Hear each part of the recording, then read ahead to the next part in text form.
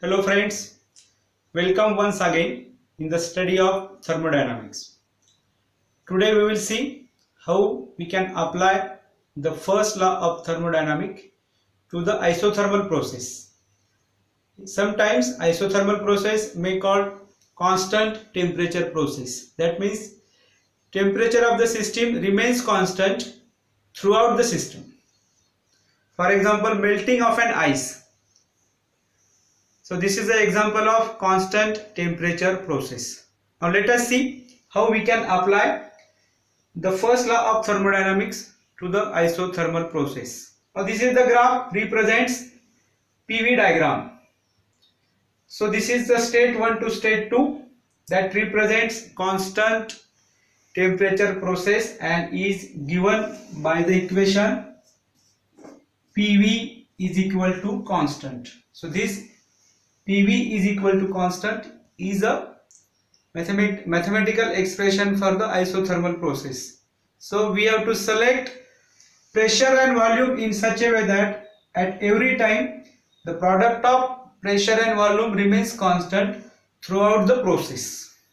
Now as we know, area below the curve is represents work done by the system. So this is W is equal to integration of P dV.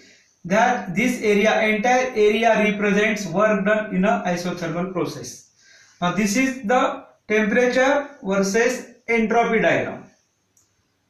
The concept entropy we will see in detail in the study of second law of thermodynamics. So you need not to worry about at this stage. This entropy we will see in the study of second law of thermodynamics. So area below the TS diagram that can give us the heat transfer in a particular process. PV diagram provides us the area and temperature versus entropy diagram gives us the heat transfer during that process. Now let us apply pressure, volume, temperature relationship for the state 1 and state 2. So P1 V1 by T1 is equal to P2 V2 divided by T2. So temperature is constant, T equal to constant. So this becomes P1 V1 is equal to P2 V2 and that is equal to constant. Okay. So as we know, W is integration of P dV over the volume V1 to V2. So W12, here we can write W12. So P, so the P is outside, so integration of dV. So we can replace, as we know, PV is equal to C, therefore P is equal to C divided by V. So this equation becomes now W12 is equal to C dV divided by V, and W12 is equal to natural log of V2 divided by V1. So this is the integration of dV by V. So as we know the formula, integration of dx by x is equal to log x, right? So W12, so constant multiplied by natural log of V2 by V1. So we can replace this constant W12 equal to PV natural log of V2 divided by V1. So this is the work done we got in a constant temperature process. Now let us calculate change in internal energy. Change in internal energy.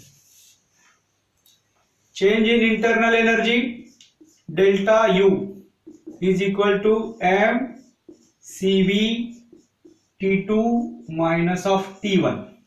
So as here T1 is equal to T2, therefore delta U is equal to M Cv into 0. So change in internal energy is 0 in the isothermal process.